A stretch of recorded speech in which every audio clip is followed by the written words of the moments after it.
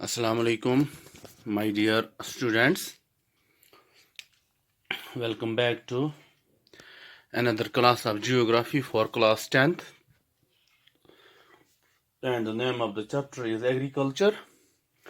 My dear students, the previous lectures were about the agriculture, types of farming and cropping seasons in India.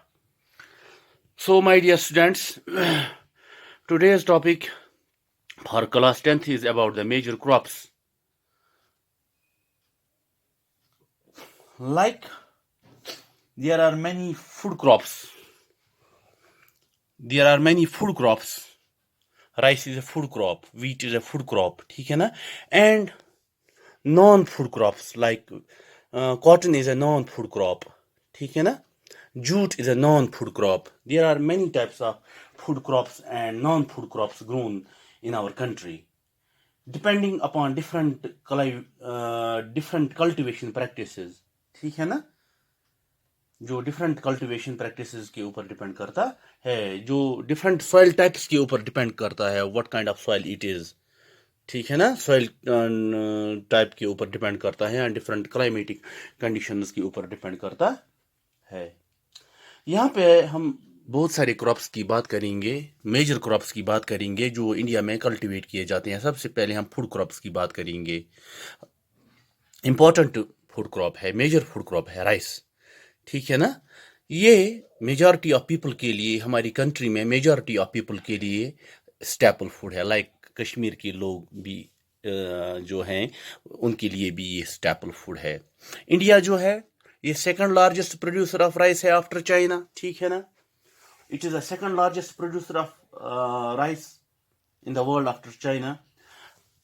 My dear students, यहाँ पे ये बात आपको याद रखनी है, what kind of crop it is a food crop. और उसके बाद दूसरी इंपॉर्टेंट बात यहाँ पे, ये खरीफ क्रॉप है, ठीक है ना? कौन सा क्रॉप है ये खरीफ क्रॉप है। अब हम देखेंगे इसके लिए कैसे क्लाइमेटिक कंडीशंस की जरूरत पड़ती है। We can say it requires high temperature. किस टेम्परेचर की जरूरत पड़ती है माय डियर स्टूडेंट्स? इसके लिए हाई टेम्परेचर की जरूरत पड़ती है। It requires high temperature, it requires high temperature, ठीक है ना? That means temperature above 25 degree Celsius, that is temperature above 25 degree Celsius, ठीक है ना? और हाई ह्यूमिडिटी,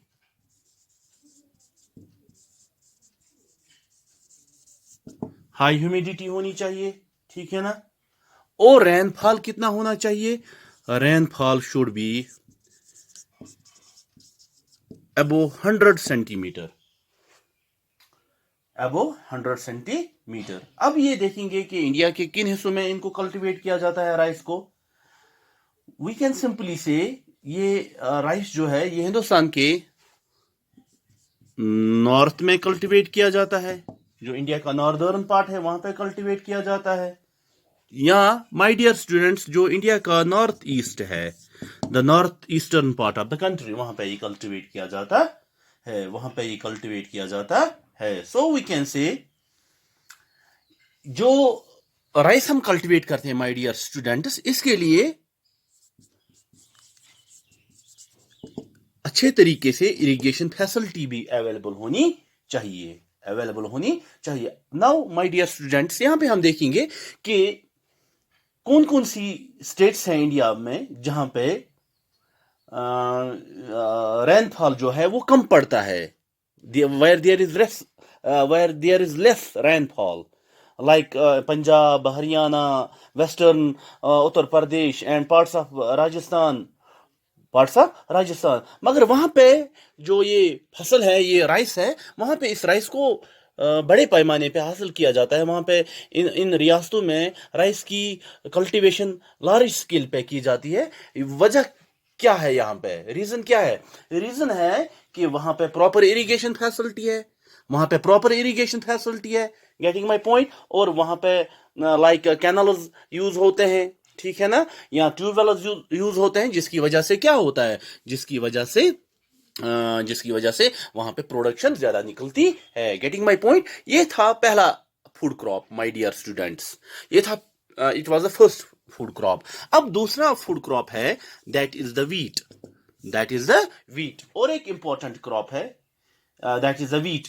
जिस तरह राइस स्टेपल फूड है मेजॉरिटी ऑफ पीपल के लिए, माय डियर स्टूडेंट्स, इसी तरह से वीट भी स्टेपल फूड है, स्टेपल फूड क्रॉप है नॉर्दर्न और north western part of the country. Northern part में और north western part of the country. North western part of the country उन लोगों के लिए, मेजॉरिटी ऑफ पीपल के लिए, जिस तरह राइस स्टेपल फूड है माय डियर स्टूडेंट्स, इसी तरह से वीट भी मेजॉरिटी ऑफ पीपल के लिए स्टेपल फूड है. जो ये क्रॉप है राइस के बाद ये सेकंड मोस्ट इंपॉर्टेंट क्रॉप है. It is the second most important crop. Getting my point? It is the second most important crop. So we can say जो ये क्रॉप है, यहां पे आपने राइस के बारे में डियर स्टूडेंट्स क्या देखा? वो कौन सा क्रॉप था? वो खरीफ क्रॉप था. अब यहां पे कल हमने बात की थी, वीट कौन सा क्रॉप है माय डियर स्टूडेंट्स? ये रबी क्रॉप है. Getting my point? ये रबी क्रॉप है. अब इसके लिए कैसा टेम्परेचर होना चाहिए, इसके लिए कैसे क्लाइमेटिक कंडीशंस होने चाहिए, ये हम जानेंगे वहां पे जहां पे हम ये रबी क्रॉप कल्टीवेट करते हैं, वीट कल्टीवेट करते हैं. It requires cool growing season. It requires cool growing season. ठीक है ना? इसलिए हम इसको विंटर में इसकी सोइंग करते हैं. Getting my point? It requires cool growing season. और it needs bright sunshine. किस टाइम में? at the time of ripening. जब हमें इसको हार्वेस्ट करना है, ठीक है ना, यहाँ जब ये at the time of ripening, at that time it needs bright sunshine. At the time of sowing it needs cool growing season, ठीक है ना, and at the time of ripening it needs bright sunshine. So we can say it needs amount of rainfall. It needs 50 to 70 or 75 centimeter amount of rainfall. Getting my point? 50 to 70 or 75 centimeter amount of rainfall. So we can say this crop, this important crop, this cereal crop, this rabi crop, it is cultivated in different parts of the country. The name of the states are, like we can say Punjab, ठीक है, we can say Haryana, ठीक है, we can say Uttar Pradesh, ठीक है, उसके बाद है बिहार है, राजस्थान है और मध्य प्रदेश, एमपी के कुछ पार्ट्स हैं जहां पे ये बड़े पैमाने पे बहुत ज्यादा इसकी बहुत ज्यादा मिकदार हासिल की जाती है, ज्यादा प्रोडक्शन हासिल की जाती है इस क्रॉप की. That is the wheat. उसके बाद हम मिलेट्स की बात करेंगे. और एक हम बहुत सारे क्रॉप्स की इसमें बात करने वाले हैं, मेजर क्रॉप्स की. पहले हमने राइस की बात की, उसके बाद हमने वीट की बात की. हमने राइस का ये देखा कितना प्रोड्यूस होता है, टेम्परेचर कितना चाहिए इसके लिए, कौन सा क्रॉप है, अमाउंट ऑफ रेनफॉल, कहाँ कहाँ पे ये कल्टीवेशन होती है इसकी. उसके बाद वीट के बारे में हमने देखा. अब हम मिलेट्स की बात करेंगे. They are known as coarse grains. What are they known as? They are known as coarse grains. Getting my point, dear students? Millets, they are known as the coarse grains. अब देखेंगे कौन कौन से millets में आ जाते हैं, like ज्वार, बाजरा, ठीक है ना, और रैगी है. Ragi pronounced as ragi. ये इंपॉर्टेंट मिलेट्स हैं. These are important millets. They are known as coarse grains, dear students. What millets are known as? They are known as coarse grains. Like we can quote different examples of the millets, like jawar, they're like bajra, like ragi. They are important millets जो India में grow होते हैं. इन्हें हम coarse grains कहते हैं. क्यों? और इनका और एक फायदा ये भी है कि जो ये कोर्स ग्रेन्स हैं इनका हाई न्यूट्रिशनल वैल्यू होता है. इनका बहुत ज़्यादा हाई न्यूट्रिशनल वैल्यू होता है. इंशाल्लाह तो अगले टॉपिक में हम कोर्स ग्रेन्स के ऊपर बात करेंगे. लाइक जवार बाजरा रैगी के बारे में, और उसके बाद बहुत कुछ क्रॉप्स बचते हैं। इंशाल्लाह अगले वाले टॉपिक्स में हम उनके ऊपर बात करेंगे। खुदा हाफिज़।